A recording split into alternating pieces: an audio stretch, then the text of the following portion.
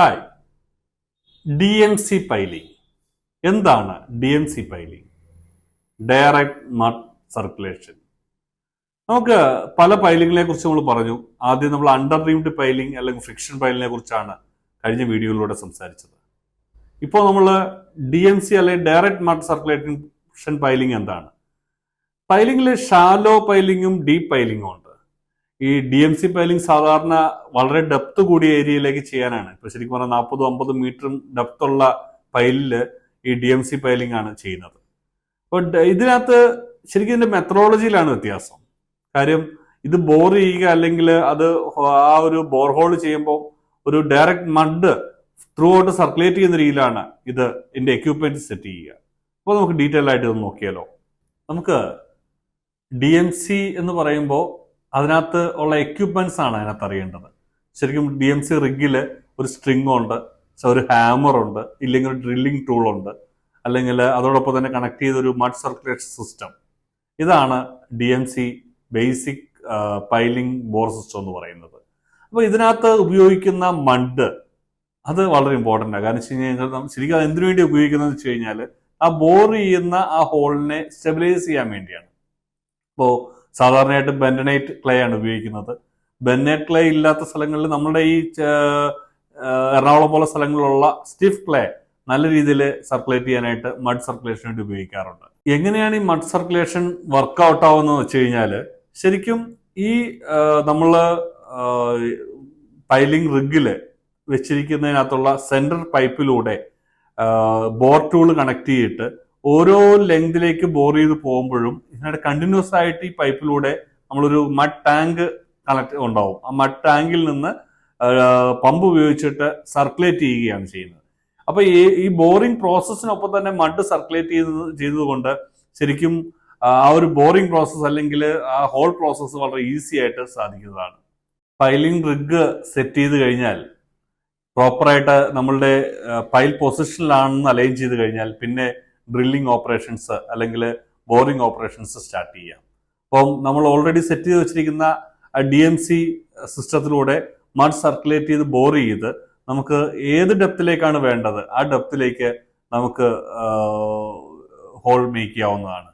പ്രോപ്പറായിട്ട് decide സൈസിലും ഡെപ്തിലും bore whole ചെയ്ത് കഴിഞ്ഞ് കഴിഞ്ഞാൽ അതിനുശേഷമാണ് നമ്മൾ ഗേജ് അല്ലെങ്കിൽ റീഇൻഫോഴ്സ്മെന്റ് അതിനകത്തേക്ക് ഇൻസേർട്ട് ചെയ്യുന്നത്. അപ്പോൾ റീഇൻഫോഴ്സ്മെന്റ് ചെയ്യുമ്പോഴും എത്ര ഡെപ്തിലുണ്ടെന്ന് വെച്ച് കഴിഞ്ഞാലും അത്രയും ഡെപ്തില് റീഇൻഫോഴ്സ്മെന്റ് ലാപ്പ് ചെയ്യുമ്പോൾ അത് വെൽഡ് ജോയിന്റ് ആണ് പ്രൊവൈഡ് ചെയ്യുക. വെൽഡ് ജോയിന്റ് ചെയ്ത് കേജിലൂടെ കൃത്യമായിട്ട് ബോർഹോളിലേക്ക് ഇറക്കുകയാണ് ചെയ്യുന്നത്. റീഇൻഫോഴ്സ്മെന്റ് നമ്മുടെ ബോർഹോളിൽ ഇറക്കി കഴിഞ്ഞ് കഴിഞ്ഞാൽ ഈ DMC സിസ്റ്റം നന്നായിട്ട് ഫ്ലഷ് ചെയ്ത് ആ ഒരു ഏരിയന്റെ അതിന്റെ സൈഡ്സ് എല്ലാം സ്ട്രോങ് ആക്കി കഴിഞ്ഞാൽ ഏത് മിക്സ് ആണ് നമ്മൾ ഡിസൈൻ ചെയ്തിരിക്കുന്നത്, M25 M30 ഏത് ഡിസൈൻ മിക്സിലാണ് വെച്ച് കഴിഞ്ഞാൽ അത് നമ്മളുടെ ഇതിനകത്തുള്ള പൈപ്പിലൂടെ നമ്മളുടെ പമ്പിംഗ് സിസ്റ്റത്തിലൂടെ തന്നെ നമ്മൾ അതിനകത്തേക്ക് കോൺക്രീറ്റ് ഫില്ല് ചെയ്ത് കൊടുക്കുകയാണ് ചെയ്യുന്നത്.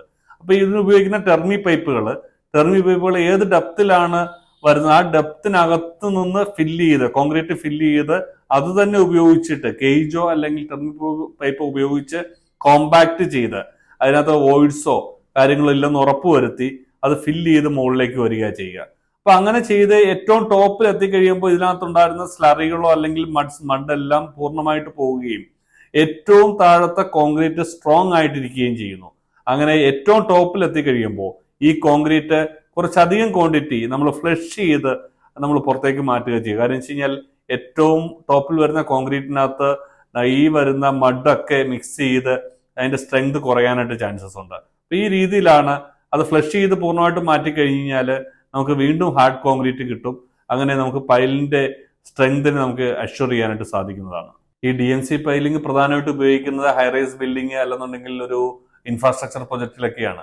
അപ്പൊ നമ്മളുടെ ഇപ്പോൾ നടക്കുന്ന ഫ്ലൈ ഓവറുകളിലും പാലങ്ങളിലും ഒക്കെ നമ്മൾ ഉപയോഗിക്കുന്നത് DMC ആ ഒരു എക്യുപ്മെന്റ് ഉപയോഗിച്ചിട്ടാണ് ചെയ്യുക. അപ്പൊ ആ എക്യുപ്മെന്റ്സിൽ പ്രധാനമായിട്ടും ബോറിംഗ് ഓപ്പറേഷൻസ് നടത്തുക. ആ ഓപ്പറേഷൻസിൽ മഡ് സർക്കുലേറ്റ് ചെയ്ത് വളരെ ഡ്രില്ല് ചെയ്ത് എത്ര ഡെപ്താണ് വേണ്ട ആ ഡെപ്തിലേക്ക് നമുക്ക് പൈൽ ചെയ്യാണ്ട് സാധിക്കും. പക്ഷെ ഇതിന്റെ എപ്പോഴും ഒരു ക്വാളിറ്റി പ്രോസസ് ഉണ്ട്, അതിന്റെ ഡോക്യുമെന്റേഷൻസ് ഉണ്ട്, ബോർ ലോഗ് ഉണ്ട്. ഇതെല്ലാം കൃത്യമായി നോട്ട് ചെയ്തിട്ട് വേണം നമുക്ക് ഈ ഒരു ഓപ്പറേഷൻസ് നടത്താനായിട്ട്. അപ്പോൾ പൈലിങ്ങിന് ഉപയോഗിക്കുന്ന ബോർ ലോഗില് ആ പൈലിന്റെ നമ്പർ എന്താണ്, അത് ഏത് മിക്സ് ആണ് ഉപയോഗിക്കുന്നത്, എത്ര ഡയയാണ്, എത്ര ഡെപ്തിലാണുള്ളത്, അതോടൊപ്പം തന്നെ ഓരോ പൈലിന്റെ ബോറിംഗ് സ്റ്റാർട്ട് ചെയ്ത ടൈം എന്താണ്, അത് എൻഡ് ചെയ്ത ടൈം എന്താണ്, എത്ര സമയം അത് ഫ്ലഷ് ചെയ്തു, അതിനുശേഷം ഈ കോൺക്രീറ്റ് തുടങ്ങിയ സമയം എന്താണ്, കോൺക്രീറ്റ് എൻഡ് ചെയ്ത സമയം എന്താണ്, എത്ര ക്വാണ്ടിറ്റി അതിന് റിക്വയർഡ് ആയിട്ട് അവിടെ വേണം, എത്ര ക്വാണ്ടിറ്റി അതിനകത്ത് അപ്ലൈ ചെയ്തു കോൺക്രീറ്റ്.